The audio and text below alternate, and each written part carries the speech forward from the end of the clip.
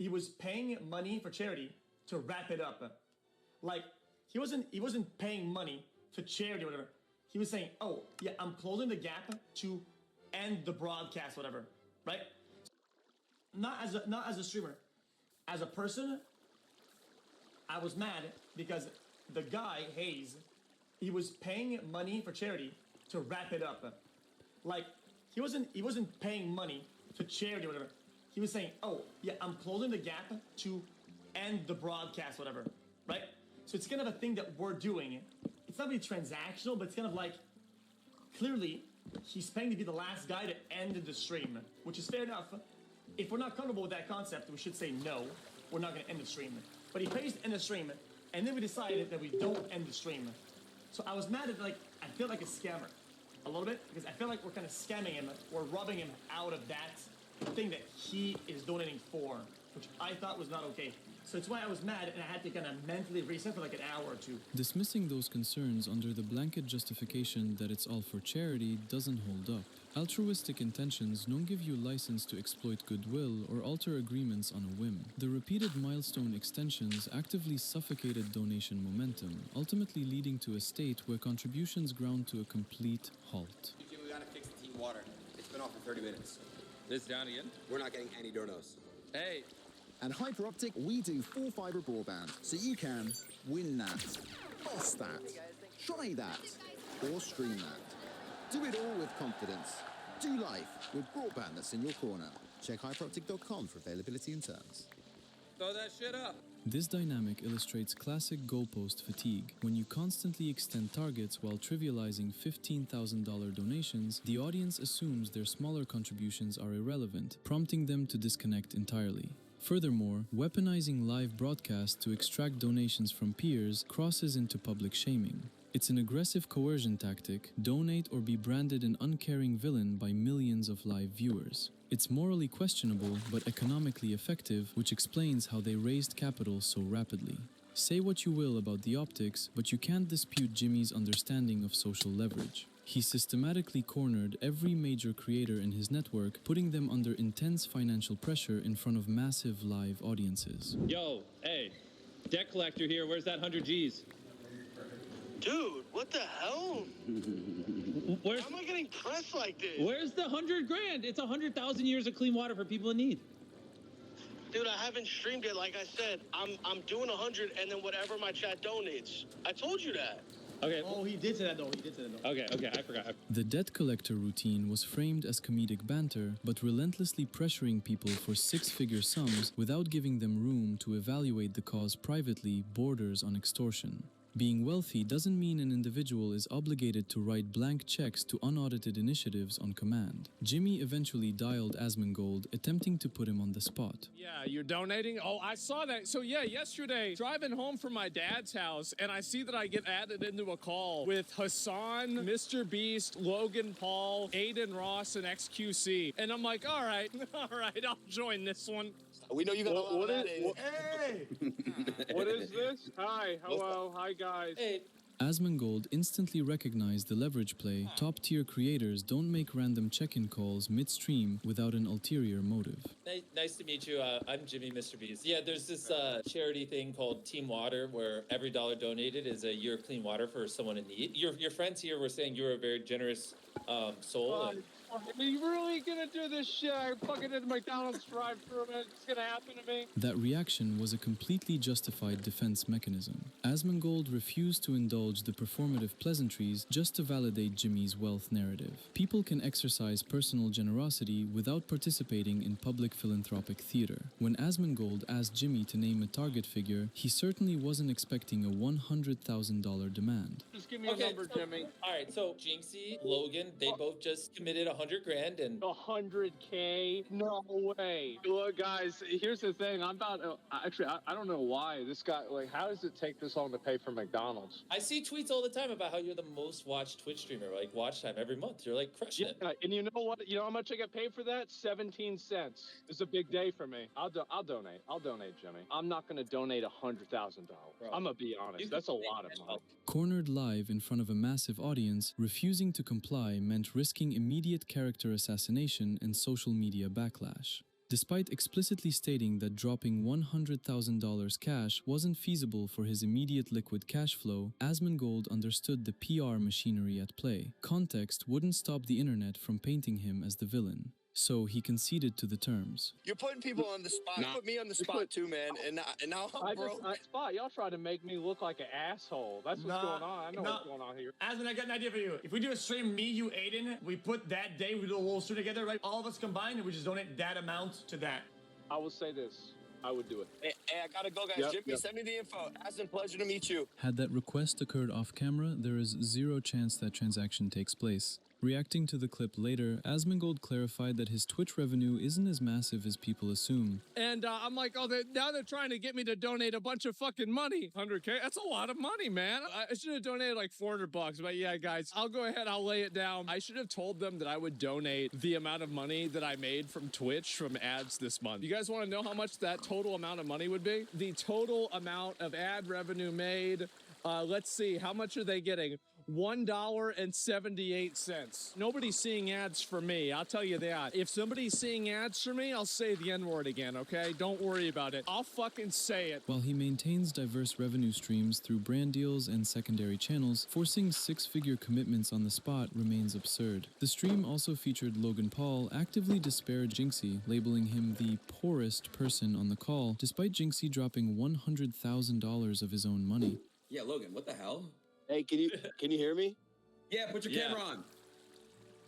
Yeah, hold up. I'm trying to figure out how to.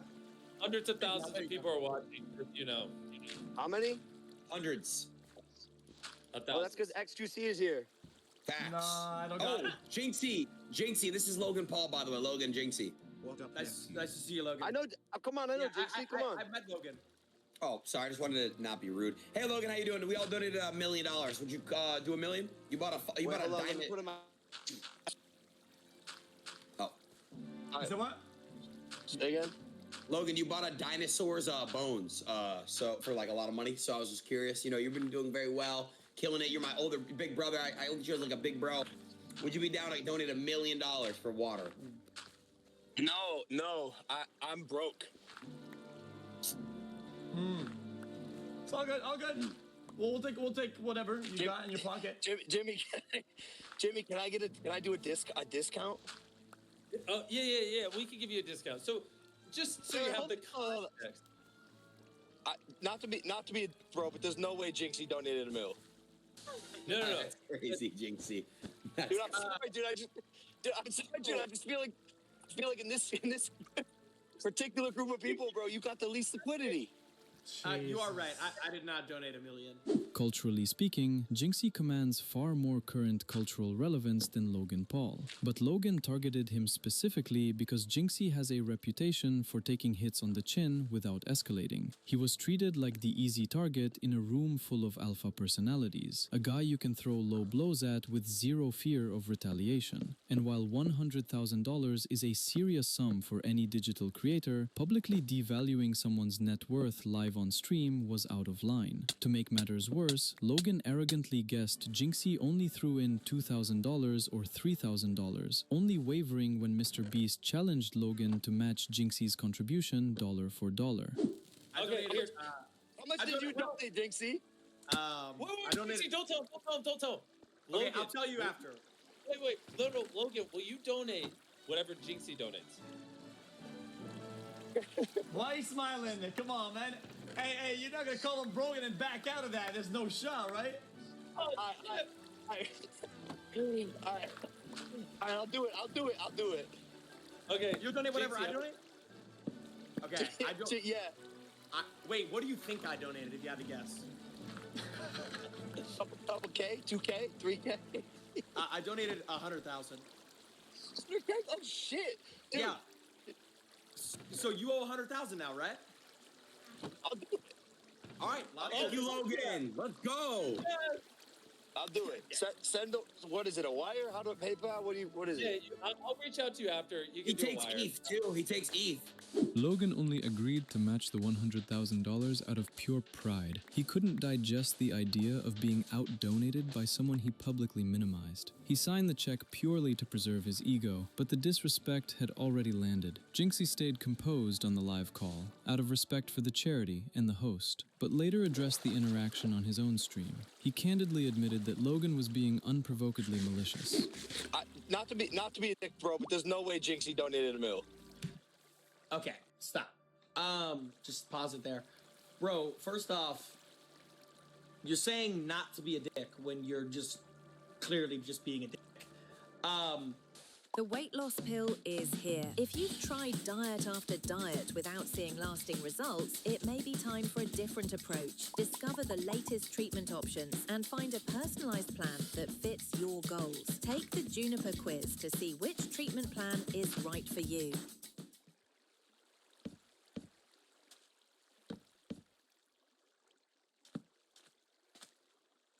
This is you. Wait, no, this is you. And you want to conquer the world of Albion?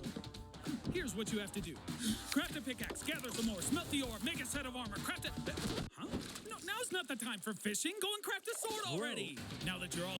It speaks volumes about Logan's character. When someone shows you who they are, whether it's the Japan Forest incident or the Crypto Zoo controversy, believe them. Jinxie clarified his whole financial philosophy. He doesn't care about flexing mega wealth, he's deeply comfortable with his income, and he harbors zero desire to chase billionaire status like Logan. That's the thing that I don't understand, though. Like, it's not like you have this sick obsession with money, or like this sick obsession with wanting to be as rich as possible. Because yeah, like, compare me to Logan, like, I'll never get to that point of like wealth. And also, I don't care.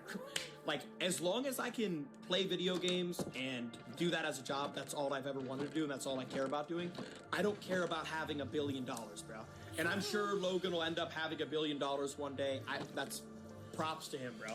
I don't care at all, bro. I'll never get to that point, and I'm happy as Just because Jinxie isn't flaunting hypercars, luxury yachts, or overpriced Lunchables clones doesn't mean he isn't extremely wealthy. He prefers a low-profile lifestyle, abstaining from the flashy consumerism typical of IRL streamers like Kai Cenat. Between subscriber revenue and multi-million-dollar brand deals, he's pulling in astronomical numbers every month. Logan's assumptions weren't just condescending, they were fundamentally ignorant. Jinxie went on to detail how incredibly uncomfortable the call was, breaking down the subtle, high-pressure tactics used during these mega charity streams.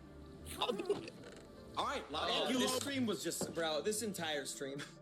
And I join and I just see Aiden and Mr. Beast. This entire stream, bro, I think this went on for like 2 hours, was one of the most like uncomfortable, like weird streams of all time, bro. Basically, this is all this stream was, bro. The epitome of the stream was basically just Mr. Beast pressuring people into donating to Team Water, which is a great cause. But at the end of the day, let's be honest, chat. If Team Water raises, whatever, like $100 million, who gets the credit for it, bro? Who's gonna make the tweet and say, oh, this is Team Water and we raised this amount of money? Who gets all the credit for this, chat? Mr. Beach. Exactly. It was a sharp, perceptive critique. He didn't just address Logan's ego, he shed light on the performative mechanics of celebrity philanthropy. Just because Jinxie doesn't run aggressive monetization plays on his audience or flaunt excess wealth doesn't mean he lacks capital. He simply maintains a low-profile financial posture. Yet, the high-pressure cold calling wasn't the only controversy brewing. A major ethical concern centered on credit distribution. Despite thousands of creators and viewers funding the actual bottom line, secondary donors were essentially erased from the narrative. The overarching PR victory was packaged exclusively as a Mr. Beast solo achievement. Team Water, what do you think of when you think of that? You're not thinking of any other creator except Mr. Beast. So Mr. Beast gets all the credit. Mr. Beast subsequently attempted to dial Kai Cenat but couldn't get through, sparking immediate online outrage accusing Kai of dodging the cause. XQC escalated the tension by publicly demanding Kai forward a $100,000 debt directly to the charity. You know what though? Oh, you know what, chat? You know what? I'm gonna stand on business. Chat, I'm gonna stand on business. Ready? Kai still owes me 100K, right? Okay. Just donate whatever the he owed me. Said Team Water. How about that? I don't have to do it myself. I don't have to do it myself. He owes me 100,000, so just put it right here above the arm, man. I'll pay you for the difference. Make it 101, and I'll give you the $100. Boom, done, finished. He also offers Kai to donate over it to be able to be friends again with him. Then he tells that they could be on the top 2 by donating above 300,000. Put your donation on top, and we could be together again, like friends, like the good old days. And me and you donating for a good cause, that's gonna chill in. You 100K, me 100K, and we get to the top of the leaderboard. And maybe if you want to, we up it up a little bit. I put a 50K on top, and you put another 50K on top, and we make it 300,000, and we go to second place. Not too bad. 500 pesos in Cali, these guys own like the world, so it's like whatever, right? We'll take second place. How about that? Thoughts? Donating 300,000 just to be friends with XQC doesn't sound like an exciting deal, but people were mad at Kai for avoiding the entire cause. It was later revealed Jimmy was dialing an outdated contact number. Yeah, the whole Team Water thing. Nah, yeah, you running with that, and I actually, so I'm not even joking. I don't know if you got I don't know why I have 2 Kai stats saved, but I called you and texted you quite a bit, but I didn't realize until a week ago that it was your old number. Yeah. And I reached out to your manager. I was like, dang, this guy hate me. And he's like, no. And then I asked for your number. I was like, oh, I've been texting the wrong number this whole time. Yeah, Jimmy, I love you. Yet that doesn't mean Kai was oblivious to the event. Given his constant online presence, he likely opted to avoid the situation entirely. Regardless, it highlights the extreme pressure tactics used to squeeze capital out of creator networks. A massive portion of that $40 million wasn't donated through organic goodwill. It was extracted through coercive social leverage. Jimmy cornered creators on live air, effectively forcing them to donate under the threat of public reputational damage. Refuse the pledge and you instantly look like a villain in front of millions. Jinxie explicitly called out the exploitative nature of this tactic alongside the fact that Jimmy monopolized all the recognition. The absolute baseline courtesy for these coerced donors was transparent, timely updates showing where the capital went. Where's the water that we raised, XQC, me and Jimmy? And where is it, bro? I'm dead serious, by the way. Where is the water that we were promised? Jordan told me he thinks that motherfuckers wrote shit off and shit like that, allegedly. I'm trying to, like, start shit, farm, none of that. I'm actually asking you guys to send me a clip for an update or some type of please, bro. That's all I'm asking. Send it to me. If I'm the wrong one, I will admit it. Send me the fucking evidence. Aiden wasn't the sole creator questioning the operation's legitimacy. Streaming personality Ray had previously labeled the entire Team Water setup a scam. When Jimmy confronted him face to face, Ray refused to back down. Huh? Remember that one time you said Team Water was a scam? Yeah. Did you mean that? Yeah. Ray. I'm sorry, bro. Ray. I feel like 40 mil is just too much. Ray doubled down directly to his face, catching Jimmy completely off guard. Jimmy clearly anticipated Ray would back down when confronted in person. His immediate fallback was telling Ray to physically fly to Africa to verify the sites himself. A classic deflection technique designed to pivot away from actual audits. Wait, you want to go to Africa and see it? Nah, there's no way, like, they need this much, like, I know they need water, but I feel like 5 mil can build, like, a lot. Yeah, I mean, you know what I'm saying? Yeah, but we're trying to get 40 million years of clean water to people around the world. I feel like 5 mil can last 100 years. Yeah, but it's for millions of people. Oh, okay, you might be right. I don't know. It got me, but, you know. You're a funny guy. That's what I think, bro. Jimmy consistently treats Ray with a patronizing attitude, talking down to him as if he's an uneducated child. He operates under the assumption that he holds the intellectual high ground, treating Ray's skepticism as mere ignorance regarding the scale of international logistics, even though Ray's fundamental demand for accountability was entirely accurate. I mean, you're just clip farming, I get it. Nah, I mean it. What? I really mean it. Okay. That's what I think about it. Well, if you're ever bored, I can take you to the project. You gotta take me there, so you gotta show me to prove me like they really need like 40 mil. Yeah. You feel me? You gotta take me to every show me. I would love to. Let's do it. Hell yeah, bro. Ray held his ground without flinching, visibly rattling Mr. Beast. You could tell Jimmy despises having his authority or philanthropic motives publicly challenged. He struggled to maintain a calm composure while suppressing obvious frustration. Just like Aiden, Ray wasn't demanding complex geopolitics. He was demanding verifiable proof that $40 million yielded more than a handful of promotional structures. Yet when Aiden Ross asked for tangible proof of construction, he was blindsided, blocked, and completely excommunicated. Now, after I did the Team Water, I was told we could hop on and play zombies, we could, kick it, and we could do he was telling me another streamer idea. He's like, we'll run that, and it's kind of like, once we did the stream, it was kind of just like, and then, I don't know, listen, I don't know.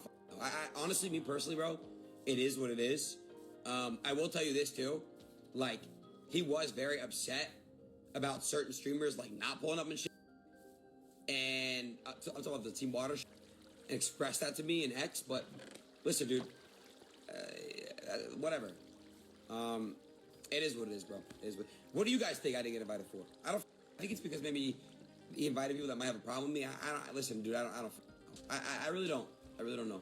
Jimmy even excluded Aiden from his massive 50-streamer tournament, a roster filled with creators Jimmy had barely spoken to, while completely ghosting the guy who endured public humiliation for his charity, all for asking a simple question. Aiden, why you didn't get invited to Mr. Beast's Top 50 Streamers game? Because all I said was, where's the proof of the wells? It doesn't mean that I'm fucking accusing him. I just said, show it. That's all I said. And it's because I listened to Steve will do his diss track. But during the stream, again, when all the streamers didn't pick up his phone except for me and XQC, for the money, there you go. I just want to know where the wells are at. I believe them. I just want to know where they're at. Show videos. We broke down how poorly Jimmy treated Aiden in the previous breakdown, but Aiden openly admitted he regretted participating in the aggressive donation calls, fully validating Jinxie's argument that Jimmy hoards the philanthropic credit while manipulating peers into writing blank checks. I don't think Mr. Beast gets the point. I also do want to keep it a buck.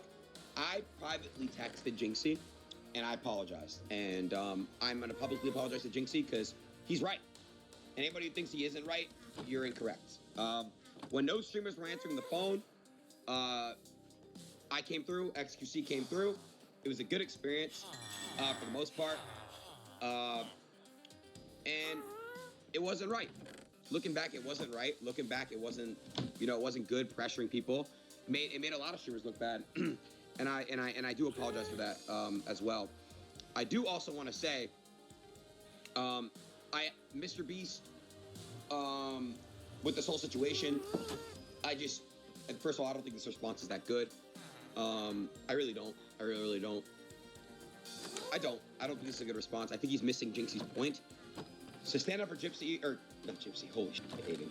To stand up for Jinxie here, I think Jinxie is just saying something that's the truth. Jimmy's hostility stems from having his absolute authority and public image challenged. When a creator's immediate instinct is to block peers and issue legal threats instead of providing basic transparency, it leaves a very specific impression. It looks like you have something to hide. Skeptics quickly speculated whether the fund was being leveraged as an elaborate corporate tax write-off, or if budget cuts were being made on ground-level materials to pad the margins. With the community demanding accountability, Mr. Beast finally broke his silence with an update video. On August 1st, 2026, exactly 1 year after launching the initiative, Mr. Beast published a formal Team Water progress update, attaching a video displaying newly constructed well systems across regions in Africa. But rather than answering the tough questions, the footage was so underwhelming that it triggered even deeper suspicion regarding the capital's actual deployment. 1 year ago today, we launched Team Water.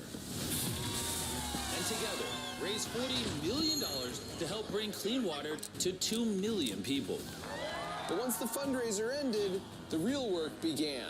Every single dollar went to our partner WaterAid and other nonprofits all around the world, who got to work building solar-powered water farms, household water filters, pipelines, treatment systems, and the infrastructure needed to make that goal a reality over the next 5 years. While the clip displayed some baseline activity, measuring that footage against a $40 million budget makes the output look like a drop in the bucket. Several online analysts pointed out that the physical installations showcased in the video could have been completed for a few $1,000s. Despite the lack of substantial detail, the video racked up immense mainstream praise. Riding the high of that positive feedback loop, Jimmy publicly called out Aiden Ross on social media, telling him to review the video live on stream. Because Aiden had spent months demanding transparency, Jimmy clearly expected a public apology and total concession. Instead, Aiden was completely underwhelmed by what he saw. No, I signed myself up for this. I just asked questions, and I appreciate you responding with this. Thank you. because not only did I deserve the answers, but other people in my chat and other people that also contributed and donated deserve answers. So do you guys think, genuinely, that this is $40 million worth? Let's see. Let's see. Jimmy's rhetoric was an overt attempt at vindication, a calculated, what do you have to say now gesture. Yet the accompanying visual documentation was remarkably devoid of substantive infrastructure, displaying sparse well developments and rudimentary solar installations with an absolute absence of quantifiable scale metrics. Given the sheer magnitude of the capital pool mobilized, the brief dispatch failed to address the core fiduciary concerns surrounding the operation. If $40 million was raised, why is there only one well? I'm expecting a fucking water park. I'm expecting, like, bro, you have millions for water. Where the fuck's the water park? The real work began. What do you mean am I retarded? Are you? Well, listen, dude, if this is what the $40 million went towards, I'm happy. If everyone's happy with this, I'm happy. All right? Seriously. I'm happy that this is what we got out of this. Okay? You got scammed. I don't think I'm not saying the Mr. Beast shit was a scam. I gotta do more research. But all I'm saying is $40 million is a lot of fucking money, guys. That's all I'm fucking saying. 40 million is a lot of fucking money. I think we could all agree 40 million is a lot of fucking money. And that stream was, I don't know how long ago, but what, a year ago? So 40 fucking million.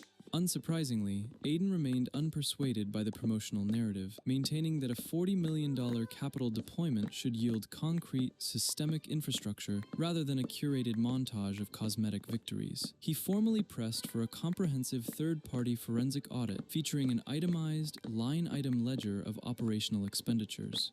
I think let's do an audit. Chat, you know he will never do it.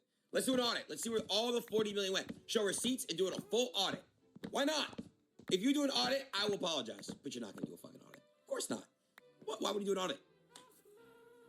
You don't know what an audit is? Chat, you guys know what an audit is, right? It's where we open up the books and we see every little line where every little thing is going. We're not going to get that. You're generally hitting. I'm not. I just said this. I said I would apologize if I could see proof of $40 million being spent for water. That was my statement. That's it. In cross-border humanitarian development, capital leakage, institutional friction, and margin manipulation represent structural risks. Third-party contractors frequently deploy substandard materials while invoicing for enterprise-grade solutions to capture the financial spread. For high-profile philanthropic vehicles dependent on public credibility, open-access expenditure ledgers and unvarnished operational logs should constitute baseline institutional protocol. Because the Mr. Beast enterprise already maintains specialized philanthropic media verticals and dedicated digital portals, hosting raw operational data requires negligible overhead. The audience is not demanding sensory-saturated, hyper-edited main channel content. Uncurated, verifiable field telemetry published to an open ledger is more than adequate to preserve institutional integrity. Concurrently, XQC interjected to counter Aiden's position, asserting that leveling bad faith malfeasance accusations absent a rigorous structural analysis of cross-border supply chains was intrinsically flawed. Okay, chat. On the website, chat, they do have at least like a few dozen of the wells built, and they're all like certified and shit like that. Like, I'm not saying the Mr. B shit was a it's scam. hundreds apparently. I gotta do more research. But all I'm saying is $40 million is a lot of fucking money, guys. Okay, chat. I love Aiden, chat, but listen. If you say I need to do some research, stop making statements. Okay, Jack, I'm not even gonna be rude. If you're making statements and in the middle you say, "Oh, I need to do some research," and you make more statements that require research, I mean, it doesn't make sense. Like, okay, then stop talking for a little bit, do the research, and then speak again, because then you'll have more accuracy, and you don't have to backtrack anything. And that stream was was not Dick Ryder. Chat, link the site. I mean, it's all on there. XQC then endeavored to insulate Jimmy from critique by presenting documented records of physical construction, an evidentiary maneuver that encountered an immediate catastrophic chronological discrepancy. I think it's at least a good start.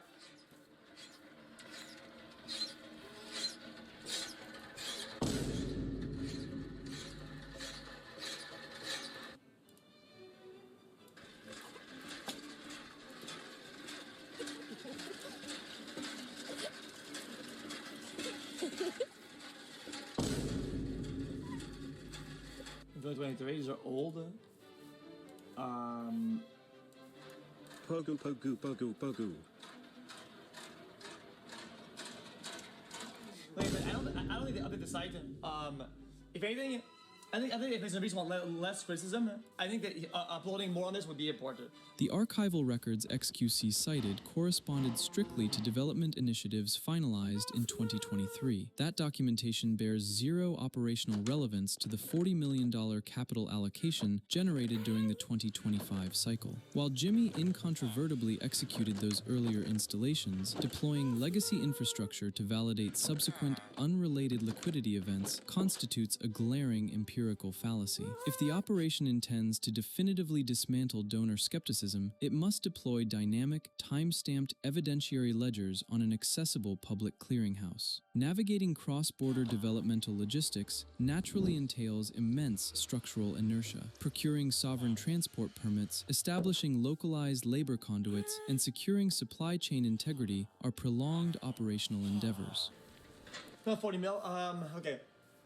So something that people need to understand about charity and shit like that. Okay, guys. I know a little bit about this. Is that it won't be all at once. One, okay, and two. The reality is that you have to get people that will do it. If, in my opinion, it's why when I talk about charity, it's tough because I think that too much money is bad. You cannot just drop 100 million something and it'll just bang. Worst 24 months. You need to find the people that will do it. You need to find all the qualified people that will build it, the qualified people that will maintain it, they'll design them, and that'll keep it running. You need to get the people that will distribute the materials, buy the important materials. These things have a cap. There's a cap on some of this stuff. You're not gonna find 1,000 employees and all these things. Like some of these things. So it's gonna be slower.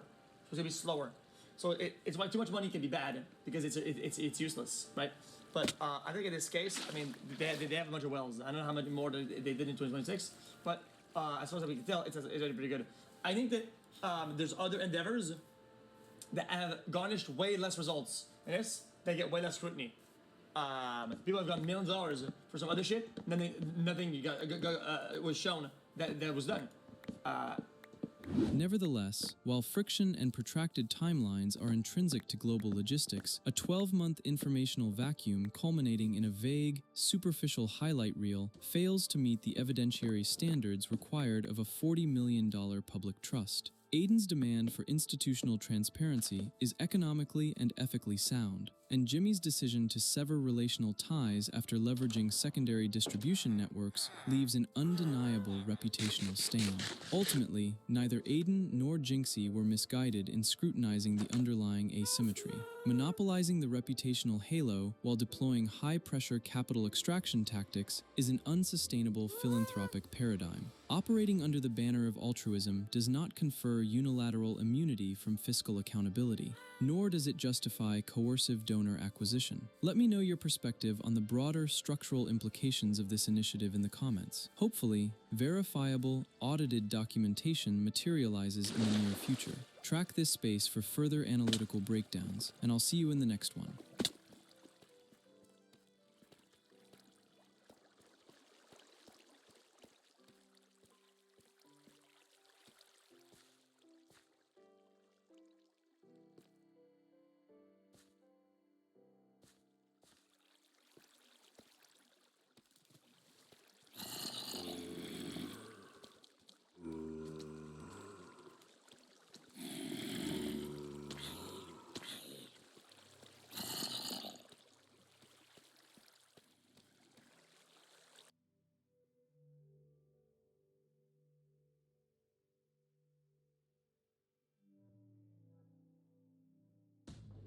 Every small business needs the tools to succeed.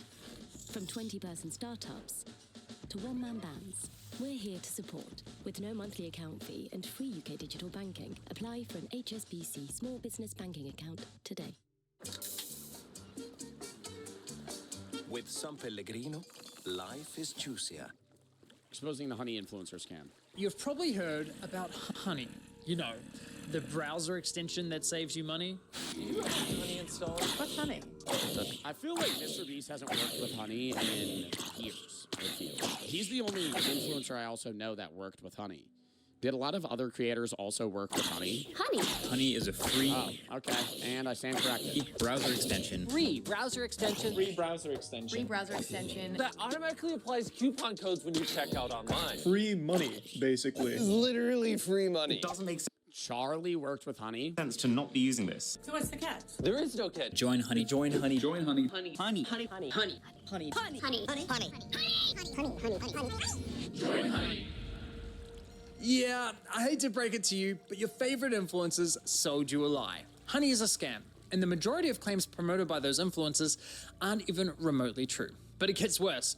Honey hasn't just been... I don't like what he said originally, where he said he just panned it off to the creators, because the company's promoting that themselves, and the scam, the influencer, I don't think did anything wrong. Like, I don't think Charlie or fucking Pokimane or any of them are like, yeah, they didn't know, right? Like, the company claims to do this, very popular company, has a lot of reputable reviews. So it's like, okay, yeah, I'll work with them. It's annoying that, and people do this all the time. I'm not saying this guy is, because I don't think he is, but there are people that will get upset with influencers when a company they worked with even years ago gets under fire, and they're like, you worked with them, you promoted this, they're a scam, blah, blah, blah. And it's like, bro, that was years ago. Nobody knew, all this other shit. It's like, it's news to you as well. And then those people fucking tweak out on you because it's like, oh, you worked with Honey 4 years ago. Like, it's just fucking people reaching back. Like, those are the people that are keyboard warriors, bro. Like, those people piss me off. They've also been stealing money from influencers, including the very ones they paid to promote their product. And I'm not just talking about a few bucks here. I believe the scam has likely cost content creators millions of dollars. Sound crazy? Well, I didn't believe it at first either, until I experienced it myself. Honey's about to get sued for a lot. Because the thing is, the affiliate code is probably looped in, and it's not even the influencers that are going to sue them. It's the management companies. Like, when the ad company didn't pay me, I didn't sue them, right? The management company I work with sued them on my behalf.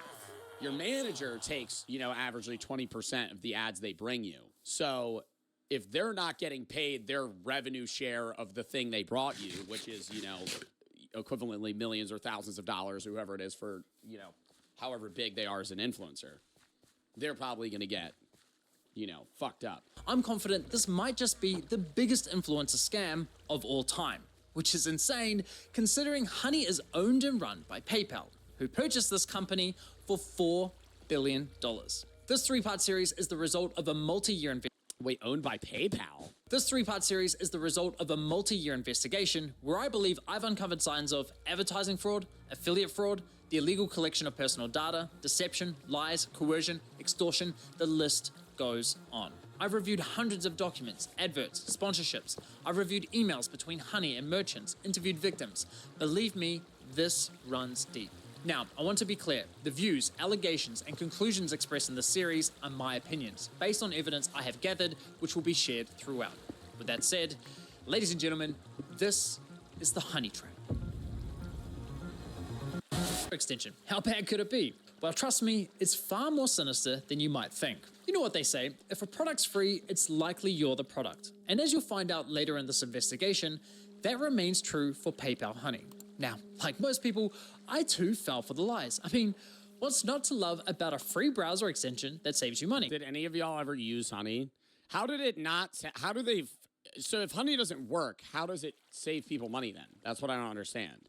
Because people have said it works. It's a compelling product, and with the endorsement from what feels like every single popular influencer on YouTube, it's no wonder millions of people download. Oh my God, I forgot about Cody Co. Ironically, the very influencers promoting Honey seemingly had no idea the company was quietly picking money out of their very own pockets. Well, at least one of them realized, but we'll get to that later. So let me show you how Honey's been stealing money from influencers. So let's say is that how they ended up going to him or you're something? watching a video on YouTube. If you're into tech like me, I'm surprised Linus Tech Tips or one of those guys didn't figure it out, because those guys are smart as shit. Maybe you're watching a Linus Tech Tips video. Linus tells you about this free browser extension that saves you money online.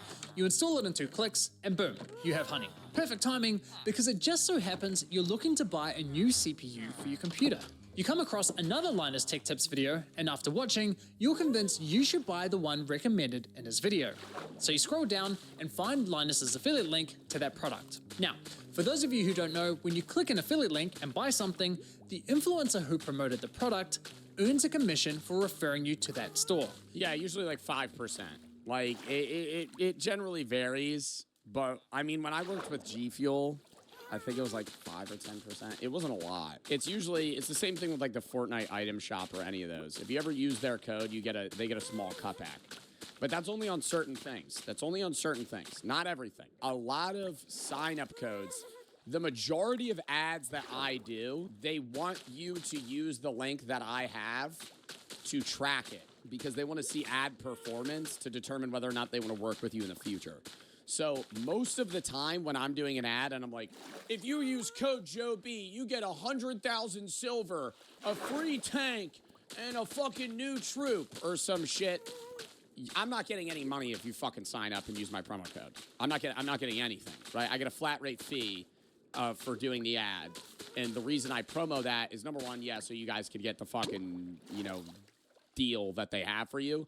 But also because if you use my code or you click that link, then it shows that the ad worked to at least gain your attention. And so that's how they determine whether or not they want to work with you in the future. So you add the product to your cart, get to the checkout page, and hello, Honey says they found you 10 coupon codes. Sweet. You click apply discounts and Honey gets to work. But unfortunately, none of the coupon codes worked. Doesn't matter though, because as Honey has promised us for years, that means we know we've got the best deal. So you complete your purchase, you're happy, your new CPU's on the way, Linus is happy, he's getting his commission, everyone's... Oh, wait, so sometimes Honey will apply 10 codes, none of them will work, and then they'll be like, oh, sorry. Happy, right? Well, let's quickly rewind and see what was happening behind the scenes.